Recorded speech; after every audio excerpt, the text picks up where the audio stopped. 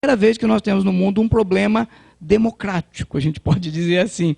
É um problema que afeta todo mundo do mesmo jeito. Independente se é do hemisfério norte, sul, rico, pobre, todos estamos sentindo os efeitos, todos estamos sendo afetados. Então, um problema global exige soluções globais, independente de interesses políticos, religiosos, seja lá o que for, econômicos, né? Então, o IPCC, o painel intergovernamental, né, liderado pela ONU de Mudanças Climáticas, que tem acompanhado e denunciado tudo o que está acontecendo, evidenciando com medidas bastante sólidas, pesquisas mostrando toda essa mudança. Esse aqui é o site principal do IPCC, que é um site que vale a pena a gente estar sempre acompanhando, que tem muita coisa interessante desenvolvendo e mostrando os desdobramentos, né? Um monte de previsões catastróficas, né? Um monte de tentativas de melhoria da forma de entender,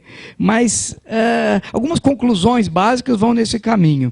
Nos últimos 11 dos últimos 12 anos tiveram entre os 12 mais quentes desde que se começou a fazer registros, né? O aumento global do nível do mar aumentou, quase que 90% de certeza que o aquecimento global dos últimos 50 anos se deve à atividade humana. A ONU só reconheceu isso há 3 anos atrás, né? E que hoje a gente consome 20% mais recursos do que a nossa capacidade de repor, do que a nossa resiliência, né? Seguindo assim, hoje a gente já sabe que hoje nós já gastamos 1,5 vezes a capacidade de suporte do planeta. Ou seja, se todos no planeta consumissem no mesmo nível dos americanos, a gente precisaria de 1,5 planeta.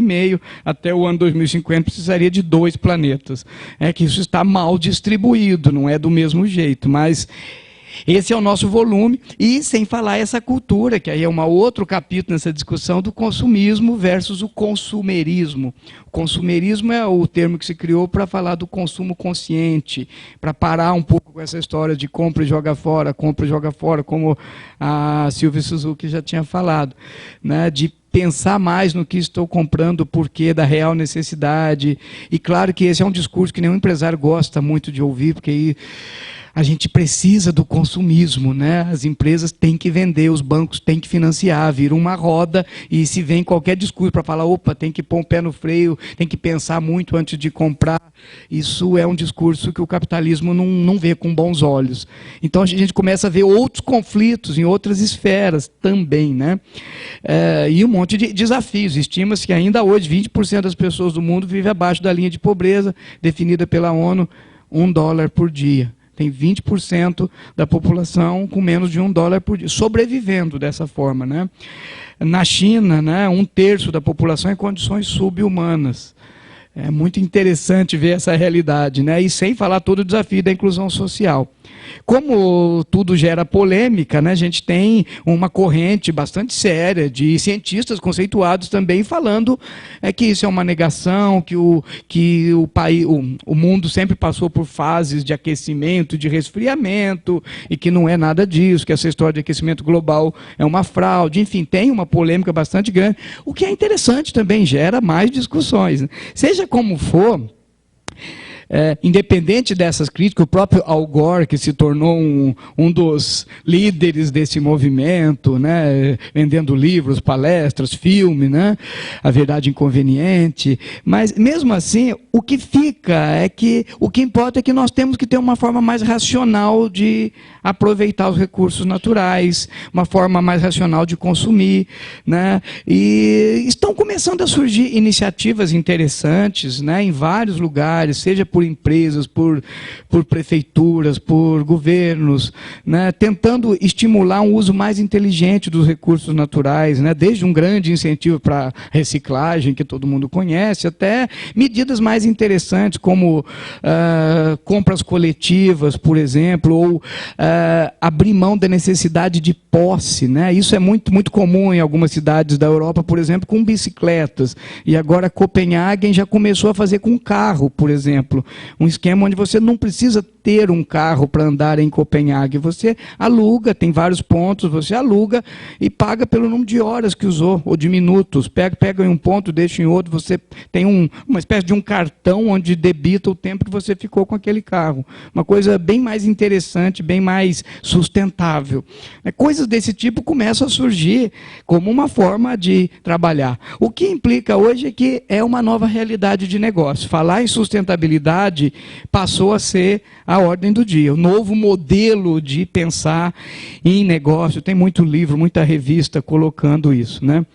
Paralelo a isso, nós temos hoje duas questões que preocupam. Uma é a questão do aquecimento global e outra é a crise da água, né? A gente sabe, o Tratado de Quioto criou o grande avanço do Tratado de Quioto foi criar a primeira commodity ambiental, que foi o crédito de carbono. Ao que tudo indica, a próxima commodity ambiental que está sendo trabalhada e que deve vir à tona até, esperam os responsáveis da ONU, que até por volta de 2020 a gente já tem um tratado para isso. Vai ser alguma coisa ligada à água potável, o que provavelmente fará do Brasil mais uma potência ambiental. Afinal, nós temos a maior reserva de água doce do mundo, sem falar o aquífico Guarani e tudo mais, né? Mas a água é o novo problema, seríssimo para a sustentabilidade. A gente sabe que metade da população mundial tem problema com abastecimento de água, né? Os próprios dados do BNDES, 63% das internações de crianças com menos de 10 anos estão associadas à falta de saneamento básico. Coisas bastante complicadas, né? Mas cerca de 80% das doenças e das mortes estão relacionados a águas contaminadas nos países em desenvolvimento. E sem falar a nossa insustentabilidade também. Aí tem toda uma defesa, né? Eu trouxe alguns dados interessantes só para levar uma reflexão. Tem alguns mais exagerados que defendem que todo mundo deveria ser vegetariano, que a gente não consegue, a gente gasta menos água. Não é ser tão exagerado assim, mas são dados que chamam a atenção, né? Para se produzir 1 quilo de carne bovina, gasta-se aproximadamente 15 mil litros de água durante todo o ciclo, né? Suína, 6.000, e cereais em torno de 1.200, milho, soja. Claro que são médias, mas serve de reflexão, né? Como que a gente está usando esse recurso? Claro que a água tem um ciclo normal, a quantidade de água doce disponível no mundo sempre foi a mesma, o ciclo se fecha, o problema é que a gente está poluindo, a gente está sujando e ela não se renova da mesma forma. Então, esse é um outro grande desafio, né? E principalmente o uso inadequado para fins agrícolas, principalmente a irrigação, que se perde muito por evaporação, e a gente tem uma ineficiência quando faz uma irrigação por aspersão. Enfim, água é o outro ponto, né? E eu queria falar rapidinho sobre o Tratado de Quioto, que é um marco, né, que foi um grande avanço, às vezes pouco entendido, né? Mas a ideia básica do Tratado de Quioto, e que foi um marco, é que foi a primeira vez que nós chegamos a um instrumento importante econômico e ambiental. Até então, antes do Tratado de Quioto, falar em meio ambiente não batia com a agenda empresarial, né? Era uma coisa para utópico, para ambientalista, que estava fora da realidade. O Tratado de Quioto, com todos os defeitos que teve o grande mérito de aproximar a ecologia de economia. Falou a língua do mercado, transformou ações ambientais em resultados financeiros. Aí os empresários, independente de ter preocupação e responsabilidade ambiental, isso interessou aos empresários, falou a língua do mercado, né? Então, na verdade, esse acordo foi firmado em 97, em Quioto, na reunião que ficou conhecida como Rio+5, né, 5 anos depois da Rio 92, se discutiram que algo tinha que ser feito. Depois de muita discussão, muita rodada, chegaram a esse número, né, que uma meta seria diminuir as emissões de gás em 5,2% em relação aos índices apresentados em 90. Por que 90? Porque 1990 foi o primeiro ano onde todos os países membros da ONU começaram a medir suas emissões de gases usando o mesmo método. Já em preparação para Rio 92, né, a ONU determinou um método padrão e todos os países membros começaram a medir. Então, foi o primeiro ano que a gente teve uma base única de comparação. E por que 5,2%? Esse 5,2% não tem nada a ver, foi o único índice que foi possível chegar num acordo. Segundo os especialistas do assunto, para fazer alguma diferença concreta, isso teria que ser pelo menos 60%. Esse 5,2% não quer dizer nada. Mas foi o começo da primeira fase de Kyoto, que vai até 2012, até no ano que vem. O grande desafio é o que vem depois, como é que fica. Na verdade, a ideia foi aprovada em 97, mas ele só entrou em vigor realmente depois. Só entrou em vigor para valer em 2008. Porque o protocolo falava só 3 anos depois que todos assinaram, ou seja, todos, um grupo de países que juntos representarem pelo menos 60% das emissões de gases. Isso aconteceu em 16/2/2005, quando a Rússia assinou. Tá? E aí nós tivemos um grupo de 141 países, claro que os Estados Unidos ficaram de fora. Na época, os Estados Unidos era o maior emissor de gás, hoje ele já perdeu para a China. A China emite mais gás do que os Estados Unidos, mas nem China, nem Estados Unidos assinaram o Tratado de Kyoto. Independente disso, a gente começou a funcionar e os créditos de carbono começam a ser negociados a partir de 98. A bolsa que mais negocia crédito de carbono é a Bolsa de Chicago, independente dos Estados Unidos terem assinados ou não, eles estão negociando. Ficou simbólico, eles têm a autonomia entre estados, né?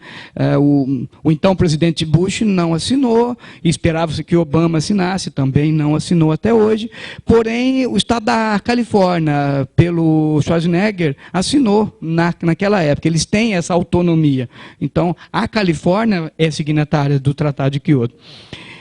Resumindo, a ideia do Tratado de Kyoto foi reconhecer o seguinte: os gases que estão hoje causando o efeito estufa foram emitidos há 100 anos atrás.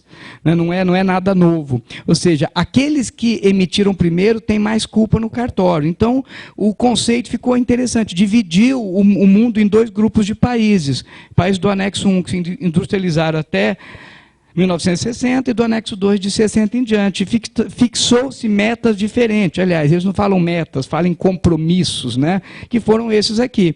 Então, a primeira fase, que começou a valer em 2008 e acaba no ano que vem, os compromissos foram esses. Para os países do anexo 1, reduzir em 5,2% em relação a 90, e países do anexo 2, no qual nós estamos, Brasil, Índia, né? Não tem compromisso nenhum. O que é muito interessante, porque tudo que a gente conseguir provar que reduz, no caso do anexo 1, tudo que um país ou uma indústria conseguir provar que reduziu além daquela meta, vira crédito de carbono. Se nós não temos limite até 2012,